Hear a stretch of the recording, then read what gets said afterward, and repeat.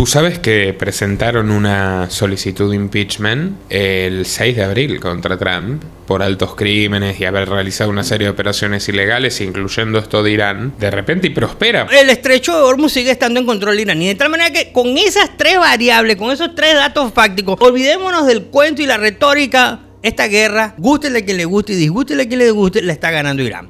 No es que yo quiera ser pro-iraní, yo no estoy defendiendo a los iraníes, para mí son unos locos fanáticos. Definitivamente el padre de esta idea loca fue Benjamín Netanyahu. Escuché ayer, por ejemplo, a Donald Trump en esa rueda de prensa cuando él dijo: nuestro objetivo es que abran el estrecho de Hormuz. Yo de verdad te pregunto, y a todo el público que me está escuchando, ¿acaso estaba cerrado el estrecho de Hormuz antes de empezar la guerra? Jamás. Hoy, ya 8 de abril, ¿qué hace Trump? Bueno, tiene que buscar inmediatamente la salida menos humillante y concentrarse obviamente en la transición de... Lo único que puede salvar ahora mismo a Donald Trump es una liberación de Cuba, pero una liberación no a la venezolana. Para mí Orbán ya es cadáver.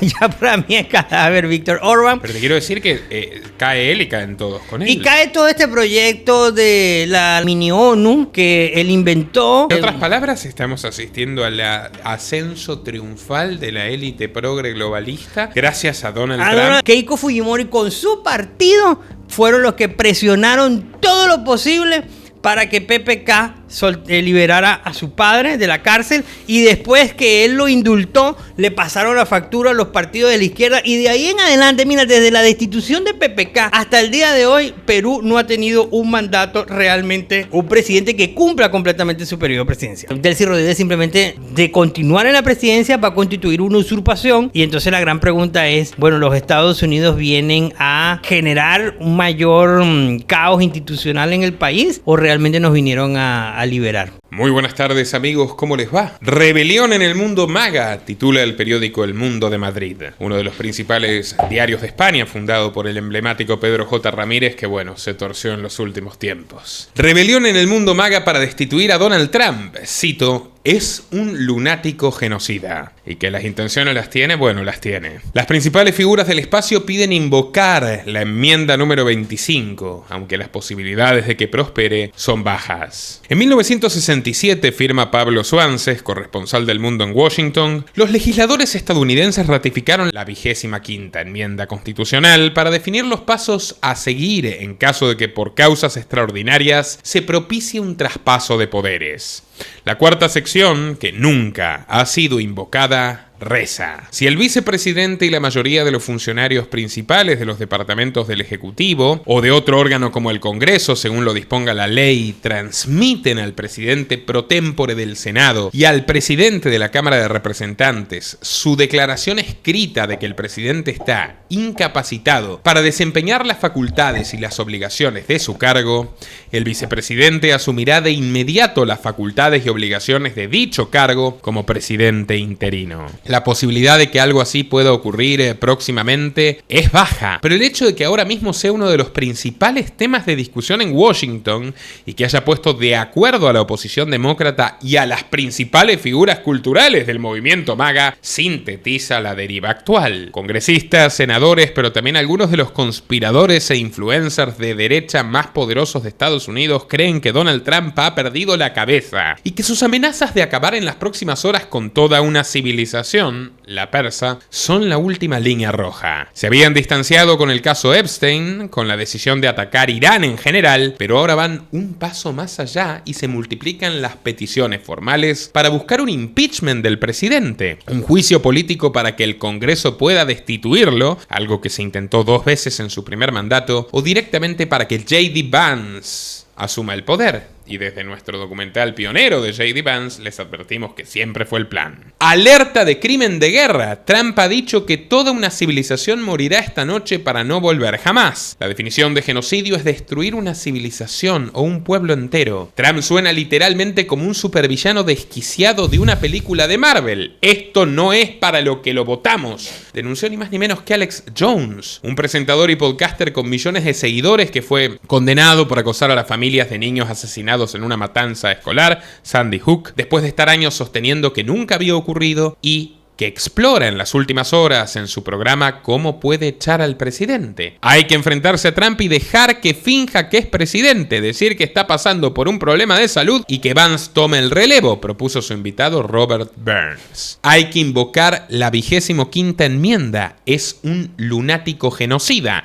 Nuestras Fuerzas Armadas y el Congreso deben intervenir, esto es una locura, instó Candace Owens, otra figura destacadísima del universo MAGA y difusora también, por supuesto, de la información que llevó al candidato a ganarle a Kamala Harris en 2024. Tucker Carlson, directamente se los mostré, incitó a la rebelión y a que los funcionarios desobedezcan a Trump, que él mismo se averigüe los códigos nucleares, dijo. Y bueno, Marjorie Taylor Greene, caída en desgracia hasta hace poco, la congresista de Georgia, ex congresista de Georgia, quien fue una de las más fervientes y leales defensoras de Trump, sostiene que Trump es un desesperado por tapar sus crímenes, con una guerra asesina y que Estados Unidos tiene el deber moral imperativo de sacárselo de encima. Anna Coulter, Megyn Kelly, el propio Joe Rogan, el podcaster más influyente del planeta, todos en la misma dirección. Incluso Steve Bannon, puesto en el ojo de la tormenta porque también tuvo una relación bastante íntima y próxima a Epstein en materia de negocios, que no sé si incluso es más turbio que en otras, ha sugerido que a Trump le llegó la hora. Y me imagino regodeándose detrás de todo esto a Peter Thiel, que es ni más ni menos que el jefe y el socio de Vance, que lo convirtió en un empresario de Silicon Valley, que le presentó a su mujer, por cierto hindú, que algunos calculan que va a ser reemplazada por Erika Kirk. ¿Recuerdan a Charlie y su muerte tras advertir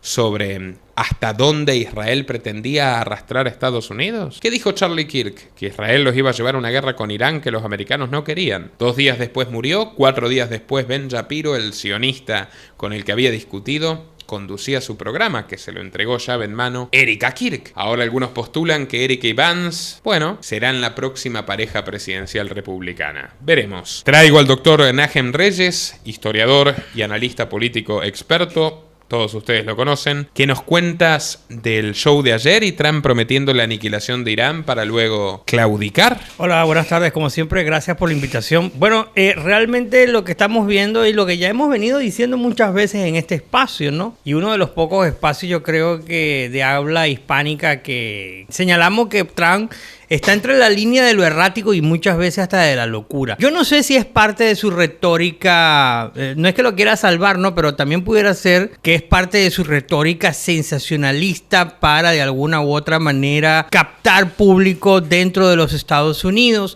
o para atemorizar a los iraníes. Pero lo cierto del caso es que la aseveración de que iba a borrar una civilización por completo, eso implica civiles, niños, mujeres y niños, todos los inocentes.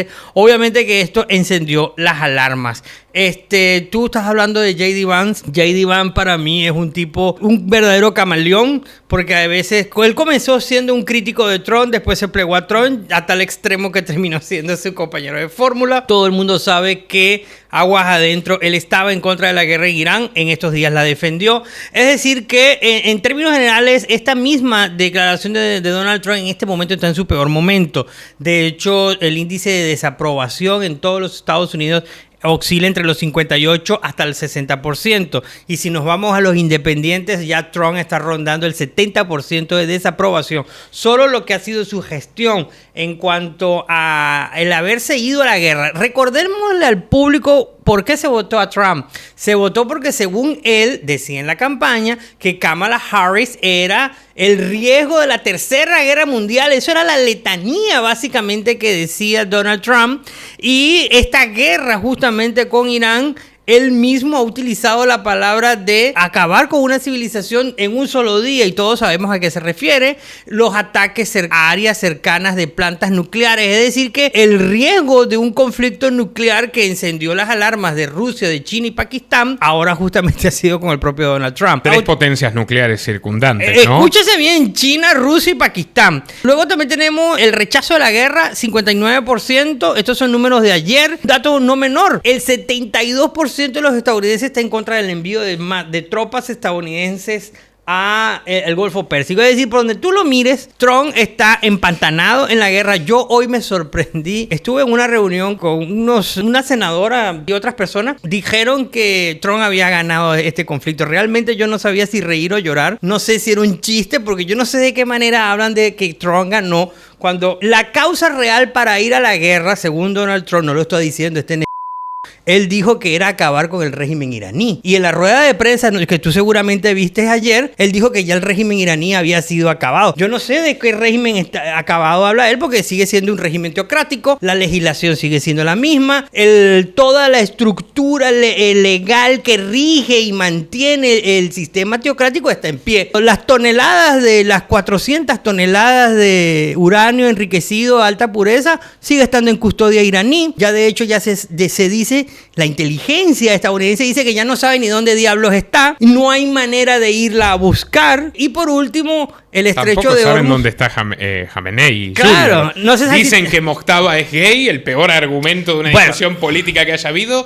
Dicen que está muerto, dicen que le falta una pierna, que está en paradero desconocido, que le falta una pierna, que está inconsciente, pero lo cierto es que no tienen ningún dato sobre Mojtaba Jamenei. Claro, y lo último, el estrecho de Hormuz sigue estando en control iraní. De tal manera que con esas tres variables, con esos tres datos fácticos, olvidémonos del cuento y la retórica. Esta guerra, gústele a quien le guste y disgústele a quien le guste, la está ganando Irán. No es que yo quiera ser pro-iraní, yo no estoy defendiendo a los iraníes, para mí son unos locos fanáticos que lamentablemente han asesinado más de 40,000 personas, pero bueno, esa es la realidad que me toca decir acá. Este artículo es que tú acabas de citar del Mundo, que por cierto me lo pasaste, lo que revela es lo que ya es una fisura bastante profunda adentro del movimiento MAGA. Porque el movimiento MAGA, la razón de ser del movimiento MAGA es que los Estados Unidos suprima esa función de Globocop que históricamente había tenido. No quieren más sangre estadounidense derramada en el exterior. Y Donald Trump, lamentablemente, rompió esta promesa o no le cumplió a su electorado. Y realmente esta declaración de Donald Trump, que por cierto, esta rueda de prensa personalmente a mí me afectó mucho, porque Donald Trump dijo, es que estos son los comentarios que tú no sabes si es en broma, si es que está desvariando. Él dijo que iba a ser candidato a la presidencia de Venezuela, ya tiene tiempo diciendo que Venezuela es el Estado 51, y es parte de su, digamos, su discurso errático, porque tú recordarás que primero Estado 51 iba a ser Groenlandia, después iba a ser Canadá, y ahora la agarró con Venezuela. Entonces, yo creo que, y después dijo que él iba a aprender español muy rápido. Mira, realmente el presidente Donald Trump, yo no sé si es parte de su show, que lo hace conscientemente para conectar con su audiencia, pero yo creo que habrá que decirle que alguien tendrá que decirle que definitivamente eso no lo conecta con su electorado, más bien lo está alejando, o si es que definitivamente está senil. Hombre, qué panorama, realmente. Y un detalle, ¿no? Faltan 1, 2, 3, 4, 5 meses para las elecciones legislativas. ¿Cómo la ves para los republicanos? Bueno, yo te lo tengo que decir sencillamente. Para mí, los republicanos van a sufrir uno de los más grandes reveses de toda la historia. Me da dolor decirlo porque para mí los demócratas hoy por hoy no son demócratas, son casi que izquierdistas radicales. Tienen un gobierno absolutamente nefasto. El de Biden fue un desastre. Kamala Harris, tú recordarás su campaña, que era la campaña de la risa. Entonces, una mujer completamente hueca de pensamiento, pero bueno, pareciera entonces que los Estados Unidos está subsumido entre el caos y el subcaos, y me parece que todos los que van a ganar en estas elecciones de noviembre, todos van a ser al estilo de Mandami. Finalmente se está cayendo a pedazos la hegemonía norteamericana con una velocidad increíble. El tipo que iba a ser Make America Great Again la está quebrando cual Cristina Kirchner la Argentina. Bueno, yo no es que quiero quedar acá como... ¿cómo es que me dice una amiga mía en Venezuela? Una colega, se llama Yageli, ella me dice que yo soy el Nostradamus caribeño. Pero en mi libro, China, el dragón demonio, yo explico justamente la decadencia de los Estados Unidos como potencia hegemónica y que baja ese peldaño de ser una potencia global, ahora se va a limitar simplemente a ser una potencia regional, y esto es lo que estamos experimentando. Este fracaso en Irán, yo gústele a quien le guste y disgústele a quien le guste, tengo que decirlo, aquí ha quedado reivindicado, es Irán. Irán ahora es el que sale como un fortalecido. Usted me dirá, pero ¿cómo si los cayeron a bombazos y le destruyeron esto? Bueno, política, geopolítica y militarmente. Y te agrego, económicamente, porque mostraron que pueden controlar Hormuz cuando quieran. Cuando quieran, y ahora tienes que que pagar 2 palos verdes pagados en cripto o en yuanes para que pase cada barquito y después te vuelven a agarrar en Oman y te vuelven a cobrar. Es decir que por donde tú lo mires, esto ha sido una torpeza que definitivamente el padre de esta idea loca fue Benjamín Netanyahu. Y escuché ayer, por ejemplo, a Donald Trump en esa rueda de prensa cuando él dijo: nuestro objetivo es que abran el estrecho de Hormuz. Yo de verdad te pregunto, y a todo el público que me está escuchando, ¿acaso estaba cerrado el estrecho de Hormuz antes de empezar la guerra? Jamás. Entonces, ¿cómo tú te planteas ahora que tu objetivo estratégico, estoy hablando en términos militares, tu objetivo estratégico de haber ido a una guerra es que te abran algo que no estaba cerrado? Dime tú, ¿ganaste o perdiste?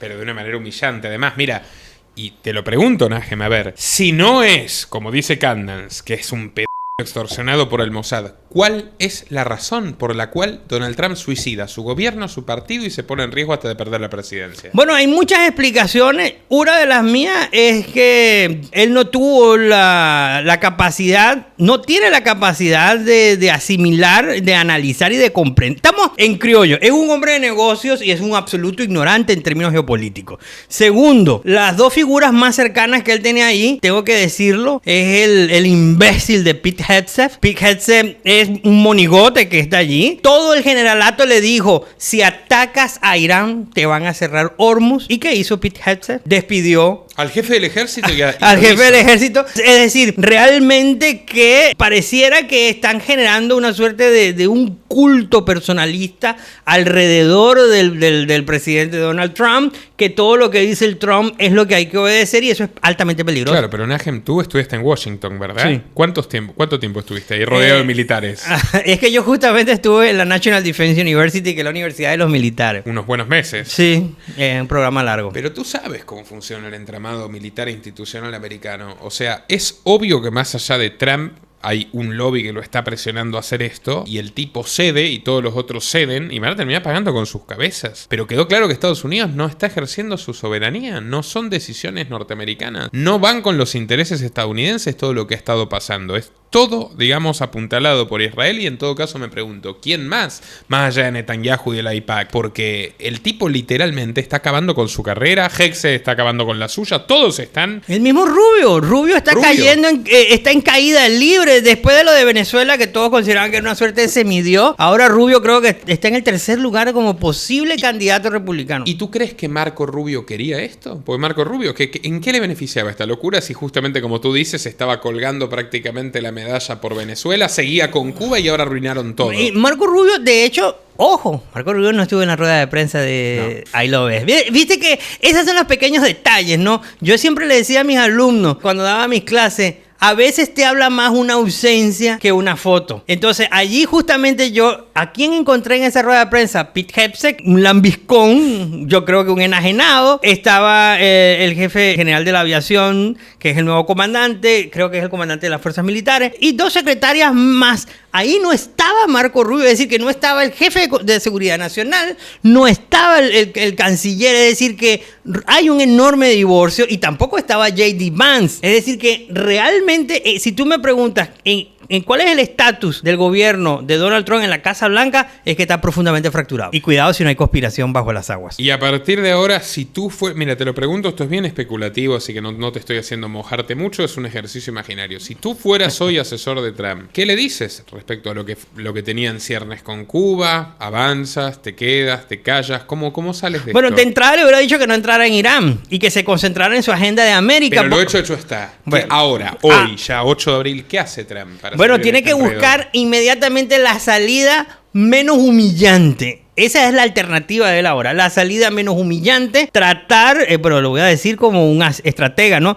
Él tiene que tratar de vender a su público de que salió ganando, pero eso implica la retirada inmediata del conflicto, o decirle a Netanyahu, bueno, mira, hasta aquí llego yo y de aquí en adelante sigues tú solo, nosotros ya cumplimos con tales y cuales blancos, y concentrarse obviamente en la transición de... Lo único que puede salvar ahora mismo a Donald Trump es una liberación de Cuba, pero una liberación no a la venezolana, sino una liberación profunda y la vuelta a la democracia en Cuba. Es lo único que puede salvar en este momento a Donald Trump, porque los latinos, los hispanos que están en Estados Unidos, terminaron odiando a Donald Trump después de las palizas que le daba el ICE.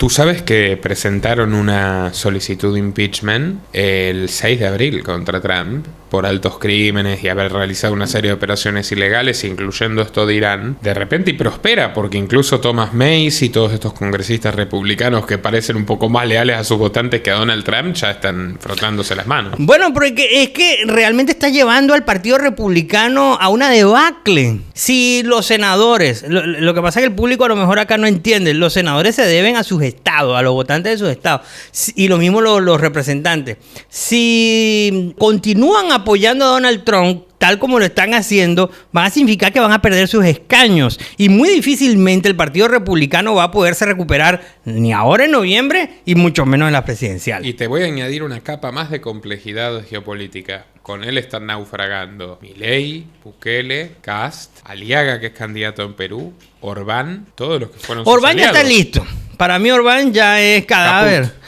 Ya para mí es cadáver, Víctor Orbán. Pero te quiero decir que cae él y caen todos con él. Y cae todo este proyecto de la mini ONU que él inventó. En otras palabras, estamos asistiendo al ascenso triunfal de la élite progre globalista gracias a Donald Trump y a Benjamín Netanyahu, señores. Básicamente porque terminaron apalancando a este lado de la política con un desastre como ha sido el mayor error que fue la guerra contra Irán. ¿Te das cuenta que Sánchez va a durar más que Trump en el cargo? No puede ser lo que estás diciendo. Cepeda gana en Colombia, ¿viste lo que son esas encuestas de terror? Sí. Justamente esos son los temas del que estaba hablando con una senadora colombiana. Ella todavía... Yo le pregunté, senadora, ¿cómo es posible que Cepeda, después de un nefasto gobierno como el de Petro, que hasta un youtuber de 20 años supera intelectualmente a Petro, cómo es posible que Cepeda esté de primero? Y me dijo, esa es la realidad de Colombia. Que la gente confunde a Cepeda con un cantante de vallenato. Ayer hablé con un supermercadista desesperado que va a vender todo y se viene para acá. Por suerte, Paraguay, último bastión de libertad. Te digo que vamos a tener un crecimiento poblacional grande. Clubamagi.org, ya saben, señores. Pero bueno, Najem, desastre. Cuéntame en breve qué sabes de la situación en Venezuela y pasamos a Perú, que se vienen las elecciones. Antes de irnos, tengo que hablarte del sabio y de la estrella del análisis, el supervisionario. Tu gran amigo. Carlos Rucau.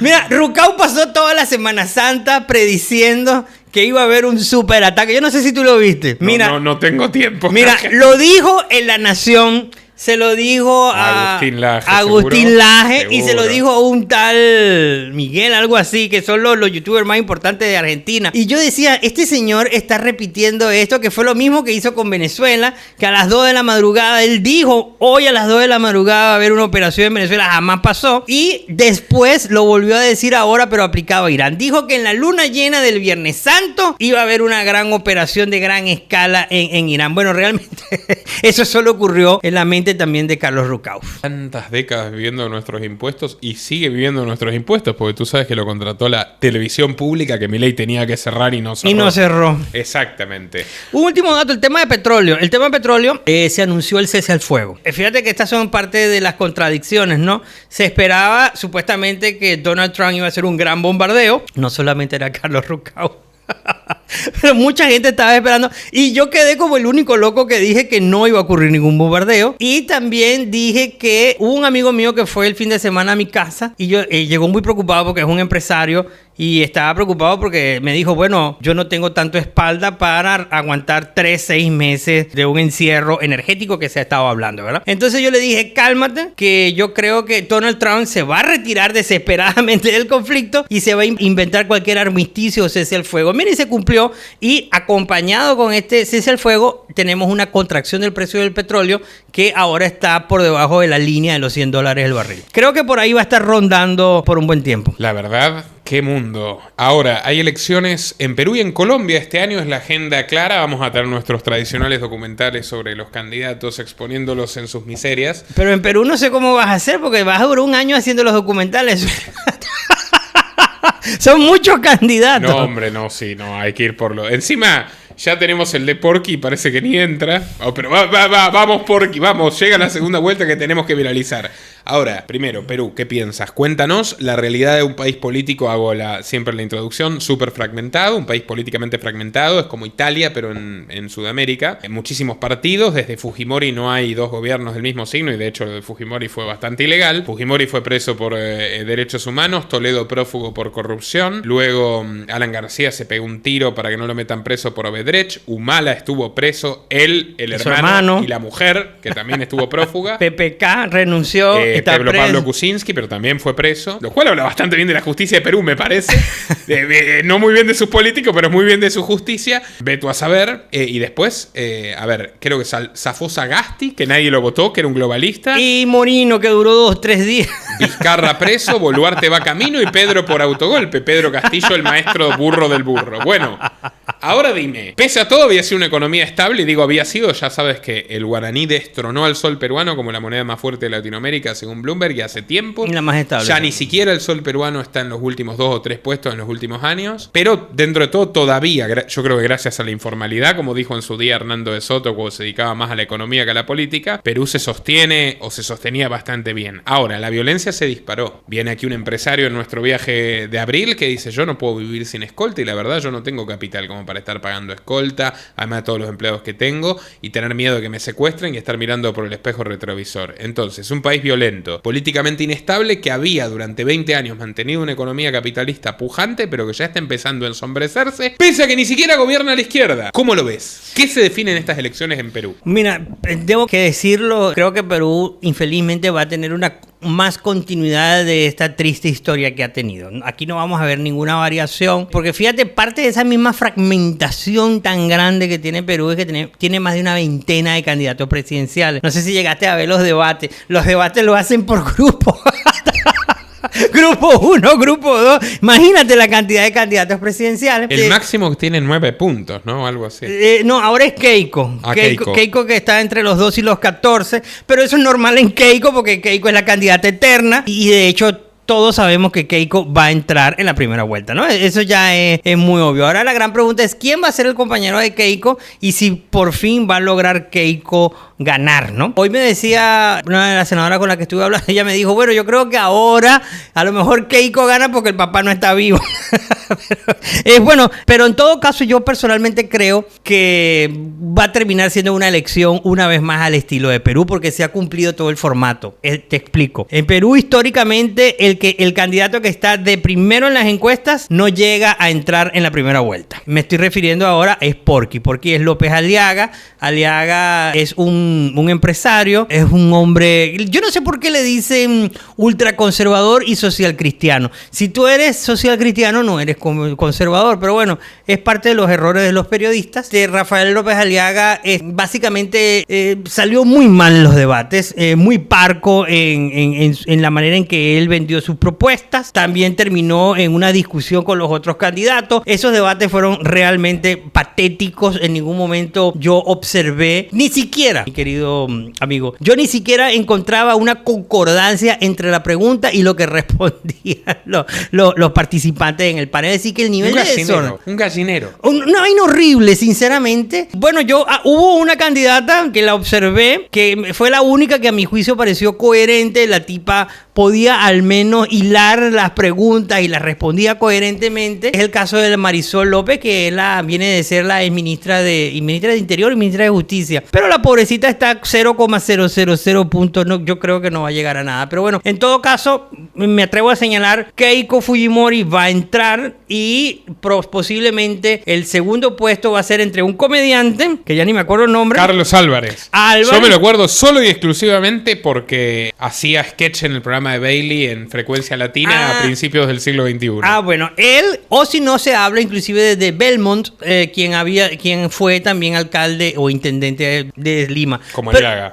Pero hay algo que te quiero decir muy importante. Para mí, una de las grandes culpables y artífices del caos político institucional que ha experimentado Perú en los últimos años, se lo debemos a Keiko Fujimori. Keiko Fujimori con su partido fueron los que presionaron todo lo posible para que PPK liberara a su padre de la cárcel y después que él lo indultó, le pasaron la factura a los partidos de la izquierda y de ahí en adelante, mira, desde la destitución de PPK hasta el día de hoy, Perú no ha tenido un mandato realmente, un presidente que cumpla completamente su periodo presidencial. La verdad, qué situación dantesca y rocambolesca, y entiendo por qué tenemos tantos solicitantes peruanos en el Club Amagi. Era un país, antes yo decía, después de Paraguay en Sudamérica, el mejor. Ya me lo pongo en duda, la verdad. Por este tema también de la violencia. ¿Cómo se viene salvando? Paraguay es increíble. Mira, Uruguay tiene el triple de tasa de homicidios. Perú tiene también el triple. Colombia tiene el quíntuple. No, Colombia ni hablar. Brasil. Pero algunos candidatos hablaron de que el incremento de la violencia se debía a la oleada de venezolanos en territorio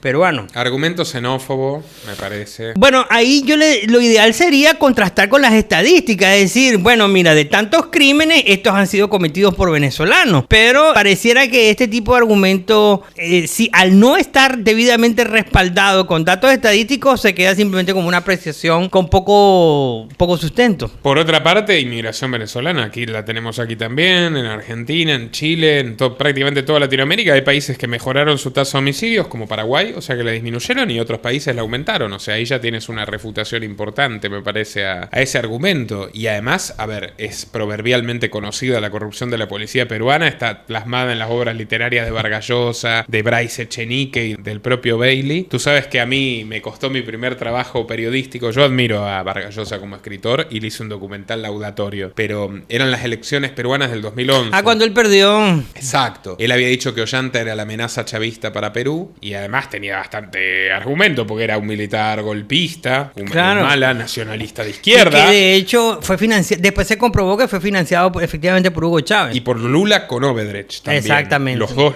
y era correcto. Bueno, y él luego, cuando llega el balotaje entre Keiko y Humala, da un giro copernicano y apoya a Humala. Y Humala le hace firmar un pacto por la democracia. Entonces, a mí me toca entrevistar a Mario en el momento, creo que más alto de su merecida vanidad, que es cuando gana el Nobel. Ah, cuando gana el Nobel. Entonces, imagínate yo con 16 años, wow, en el Sheraton, Vargas Llosa de smoking, preguntándole por un cambio tan radical de postura, y lo agarré, se enojó y me dijo, ¡mocoso bribón! Se puso rojo. Ah, se enojó. Es que decían que tenía mal carácter. Levantó la mano para darme la cachetada y Álvaro, cuya profesión es ser hijo de Vargas Llosa, se interpone y dice, no molestes a mi padre. Yo grabé, mandé la entrevista, el jefe de opinión en ese momento era Juan Ramón Rayo, yo le reportaba a él, me echaron del diario. Bueno, en realidad fue como una desaveniencia, pero sí, adiós libertad digital. Ah, wow. Aún así, yo... Publicaste. No, pero hombre, a ver, entrevisté a Vargas Llosa, casi me pega la mano del Nobel, que además es un Nobel merecido, como el que no le dieron a Borges. Claro. Se lo merecía Vargas Llosa y se lo retrasaron por no ser de izquierda, pero bueno, el hombre en la política era un desastre y mira, yo lo reivindico porque lo reconoció y dijo, el mayor error de mi vida fue meterme en la política, yo tenía que haber sido un hombre de letras y punto. Sí, lo dijo ya bastante adentrado. Hay otro temita que se... Pero espera, ¿sabes qué es lo que le enojó? Que yo, obviamente, ese cambio de postura lo vinculé, como todo el mundo, a su animadversión personal a los Fujimori, más que fundada, porque se tuvo que escapar por los tejados, como Alan García, más o menos, y nunca volvió a Perú,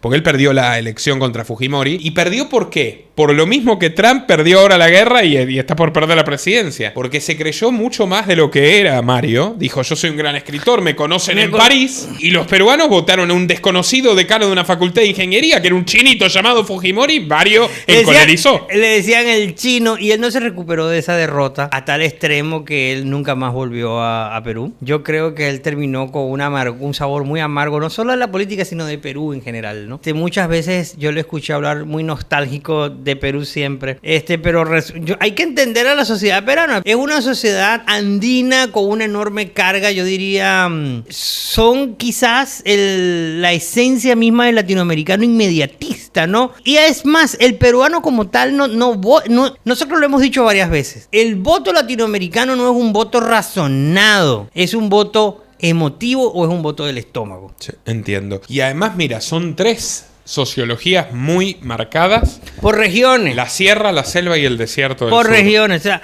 al norte es una cosa, la sierra es otra. Es decir, que casi que son 3 países muy distintos. Yo estuve 2 veces en Perú realmente. Es un hermoso país y hablan un castellano magnífico. A mí me encanta también la comida peruana. Excelente. La comida peruana, sobre todo la de la costa. Bueno, es que yo soy de la costa, lógicamente. Pero, y a mí lo que me encanta de ellos es esa fusión, porque ellos tuvieron mucha migración japonesa y entonces ellos fusionaron sus productos del maíz, de sus tipos de maíz, su comida indígena la fusionaron con la japonesa y hoy por hoy tenemos lo que es la gastronomía peruana. Es una excelente gastronomía, sinceramente. Es una excelente gastronomía. Para mí la paraguaya es aún mejor, mi gusto personal, y no es por hacer exégesis, pero la peruana es la segunda favorita. Sus escritores son una maravilla. Me gusta la cultura del comercio y lamento que estén tan mal. La única buena noticia para darles, creo yo, para darnos respecto a Perú, es que Antauro Humala, el Hitler del altiplano, que tuviste que dijo que iba a matar homosexuales, matar a los blancos, matar a todo el mundo, y era el líder de las encuestas, lo cual da la pauta de cuán mal está Perú. Por suerte no participa. No, hombre, porque es lo que faltaba ya. Era lo último que faltaba. Pobre peruano. No sé por qué no participó, porque hay muchísimo. Pero bueno, lo que te iba a decir, un dato interesante, antes de que, ya que estamos hablando de los temas andinos, hay una parte muy curiosa de la rueda de prensa del presidente Donald Trump con respecto a Venezuela.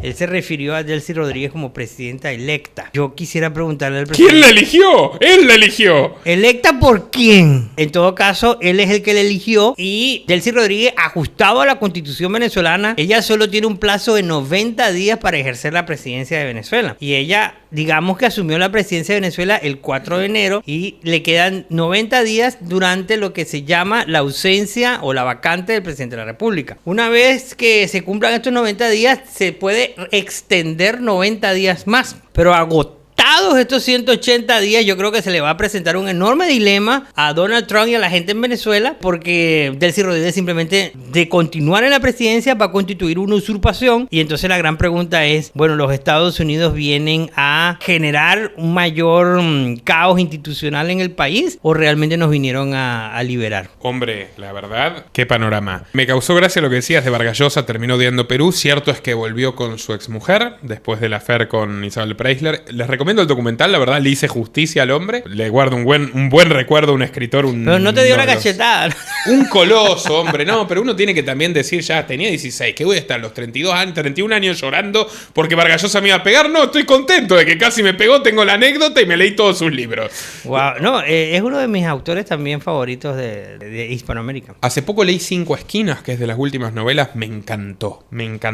Sobre una trama de un periodista amarillista extorsionador, Montesinos y la inteligencia fujimorista, un extorsionado. Ese no lo conozco. Te la voy a regalar. Mi favorita es La Fiesta del Chivo. Esa para mí. Lo mejor escrito nunca en español sobre el poder. Si quieres, cuéntale a la gente de qué trata La Fiesta del Chivo. Bueno, La Fiesta del Chivo, un análisis. Bueno, no, es un ensayo novelesco típico de Vargas Llosa, pero él se traslada a República Dominicana en el gobierno de Rafael Leónidas Trujillo. Y ahí él explica cómo... Es que para que la gente lo sepa, ¿no? Estos personajes que parece que cuando llegan al poder ser es algo normal o cotidiano, ¿no? Y La Fiesta del Chivo tiene una connotación tan importante porque es la mezcla de los egos, de la política, el poder. Y ahí él narra inclusive cómo uno de sus ministros, que aparentemente había caído en desgracia en el gobierno de Leónidas Trujillo, que era algo muy común en ese gobierno, el hombre para salvarse le ofrece a su propia hija. Entonces todo el trauma, lo que significó para el propio padre, que después sufre, digamos, la borrachera ética, la resaca ética de haber sacrificado a su hija para él quedar en el poder, que además fue en vano, porque no le sirvió de nada, como su hija después termina yéndose de la casa. Es decir, que es una novela que, independientemente de que si esto es imaginado o no, deja en evidencia la realidad de los abusos que cometía Rafael Leónidas Trujillo en República Dominicana, la cultura de la no solamente en el dictador, sino también en los altos oficiales militares. Y bueno, qué libro oportuno para este momento. Y sí, yo realmente les digo que es un libro magistralmente escrito. Y a mí me tocó leer Vargas Llosa desde que estaba en el colegio. No sé si en Argentina es así, que se lee Vargas Llosa en el colegio, pero yo llegué a leer una que no me gustó de él, que era Las Casas Verdes. Ah, sí. Bueno, esos libros que son como los más recomendados de cuando era de izquierda y joven: La Casa Verde, La Ciudad de los Perros, La Señorita de Tacna, Tacna también, no son los que más me gustan. Me gusta Conversación en la Catedral, que es de esa época, pero después la madurez de él, Pantaleón y las visitadoras, el libro más divertido que leí en mi vida, no sé si lo conoces. No, ese no.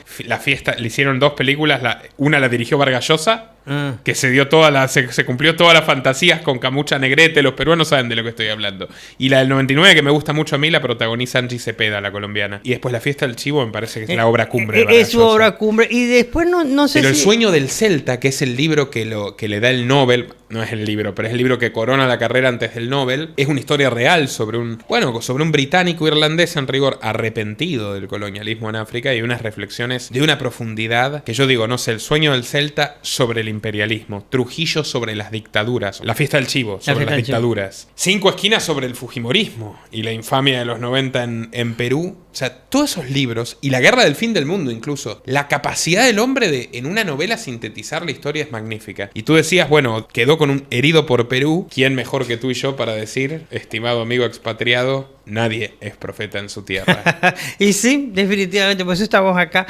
No sé si agotamos ya todos los temas o Nos queda Colombia, si quieres terminar con eso. Una reflexión sobre la que se viene en Colombia. Bueno, voy a decir lo que me dijo la senadora. Ella dijo personalmente que hoy Cepeda gana la presidencia, se pierde la democracia en Venezuela y que va a ser la segunda Venezuela. Muy bien, Najem Reyes, muchísimas gracias. Estimados, bienvenidos al Club Amagia, aquellos que tienen patrimonio, pensamiento crítico y la determinación de salvar su libertad en este bastión, que es lo último que nos queda sin duda en Sudamérica, que es Paraguay. Tenemos los últimos cupos para el viaje inmersivo del 28 de abril, 5 días con el mejor networking de Paraguay, profesionales empresarios directamente acompañados por mí y Francisco Vallejo Pons, el mejor ajedrecista de la historia de España que vive aquí, da testimonio junto con muchos otros oradores de cómo reencontró su libertad. El viaje tiene un precio promocional, son $6.000, todo incluido salvo boletos aéreos, quedan 2 cupos, escriban a contacto@clubamagia a quien les interese y por supuesto todos los que quieran aplicar a nuestro club pueden hacerlo a través de clubamagi.org.